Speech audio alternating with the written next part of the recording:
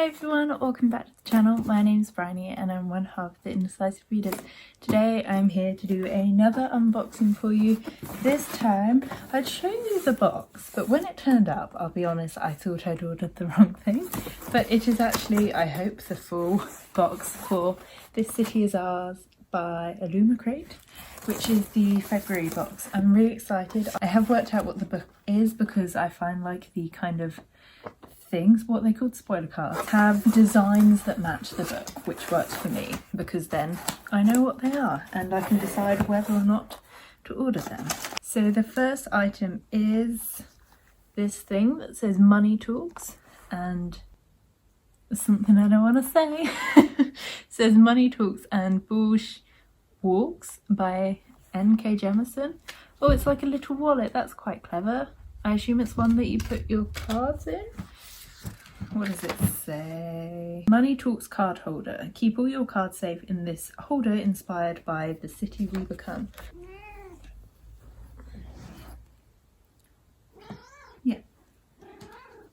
So that's very cool for putting cards in. I don't know if I'll necessarily keep it because I haven't read it.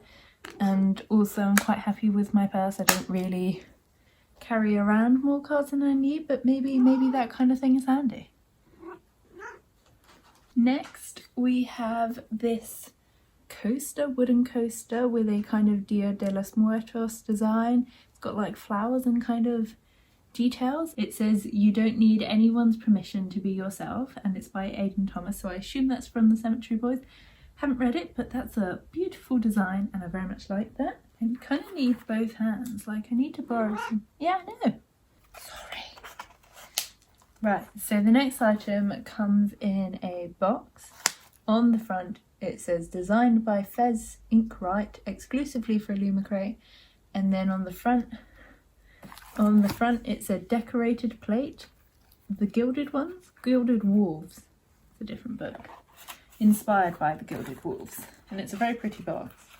Now the plate just looks like that, so in the same kind of style as the box. It has like a gold flower in a kind of trinkety plate design. I don't really use these that much, and because I don't know the book I can't necessarily appreciate it, but I can appreciate that that's a very pretty thing, and if you were to use that kind of stuff I imagine it would be very helpful. Then we have this art print. Is it upside down? No, it's not. It says Edinburgh, home of the last Faulkner. Is it Faulkner? Faulkner. Falcon. I don't know. But that's very cool. I like how shiny the kind of letters are, and I love the design of the people. I love how colourful it is. That's very pretty. Is The Last Faulkner a book? It says this gorgeous print inspired by the Faulkner features Elena and Kieran hunting fairies in Edinburgh.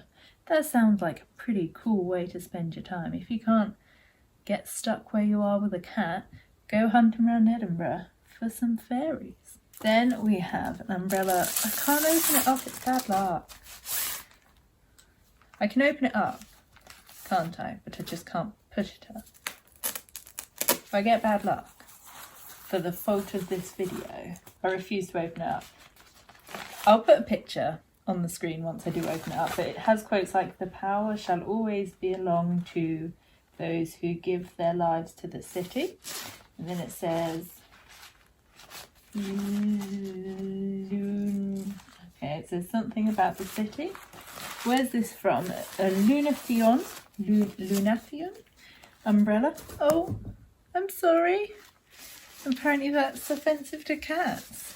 Lunathian umbrella designed by Chatty Nora. Stay dry with a souvenir from Crescent City. Oh, that's quite cool. I'm hoping to read Crescent City soon, so hopefully that will mean more to me soon. I was gonna like maybe read it this month, but I don't think that's gonna happen. But I have maybe ordered it, but don't tell anyone that because I meant to be on a book buying ban. But this month, other than like book boxes, I am gonna I might try and ban myself from all the book buying sites and eBay and things. But then I assume this is like the decorative collector's pin. Does it go with the book?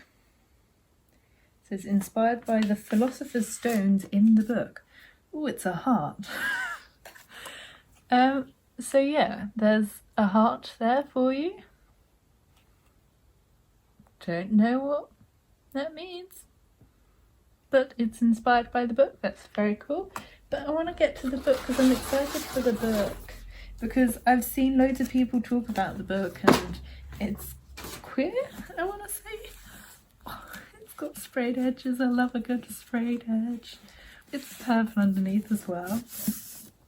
Oh, so that's cool. So the cover's not necessarily different. Is that, what's the one where it stands up? Is that embossing or is that the other one? Debossing. Don't know, but the cover title stands out a bit. The edges, are they pink or red? I think they're pink. I like them. That's very cool. And on the front it says, nothing is more dangerous than a fairy tale. Just notice on the back it says, choose your player. I don't know who the players are, but I'm excited to. And then on the inside, it's got some things. So I assume maybe these are the characters. They're very pretty. I mean, I say they're very pretty. It's a very pretty artwork. I can't really see the details to assume they're pretty, but presumably they are.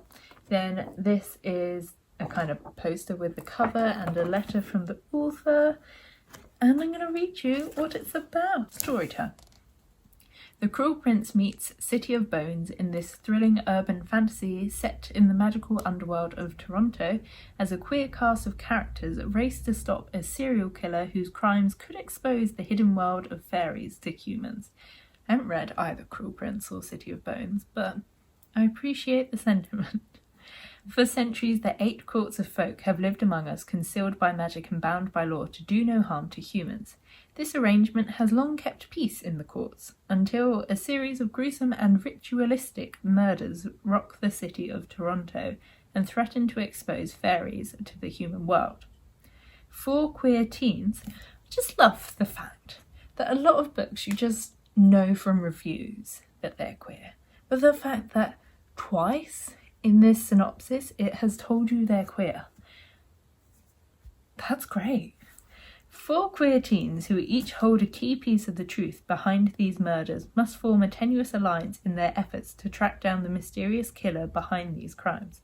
If they fail, they risk the destruction of the fairy and human worlds alike. If that's not bad enough, there's a war brewing between the mortal and immortal realms, and one of these teens is destined to tip the scales. The only question is, which way? That sounds really good.